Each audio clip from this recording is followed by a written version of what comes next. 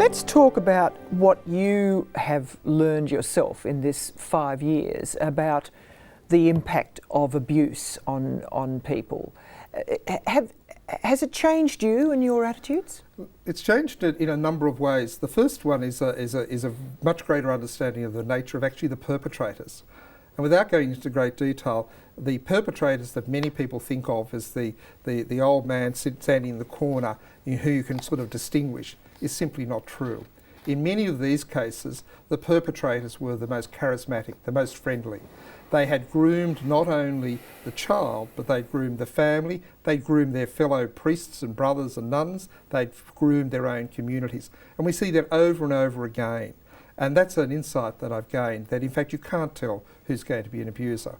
The second thing is there's no evidence that there are less people, men particularly, who have a predisposition to abuse children than there were 30 or 40 or 50 years ago. Humankind and mankind and men have not changed.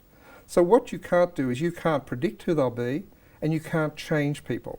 What you can do is set up an environment in which the risks are much less, early detection is much greater, children are empowered to be able to resist a little more than they were, other people are watching, including family members, so you change the environment. So that's a big learning lesson.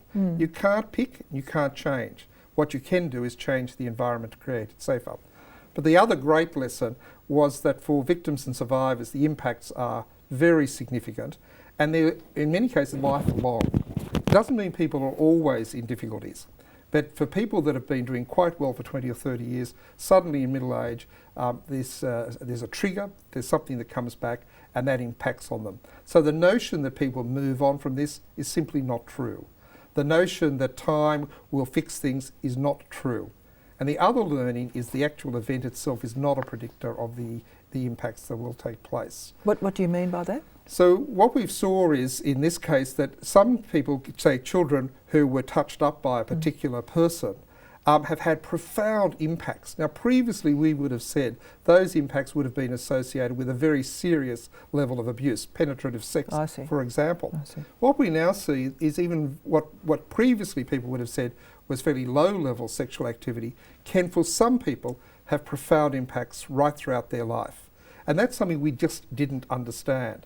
The courts didn't understand that either. And the community by and large would say, well, that was a very minor incident, just dismiss it, get over it. What we now know for a portion of the people that are abused, that's not going to happen.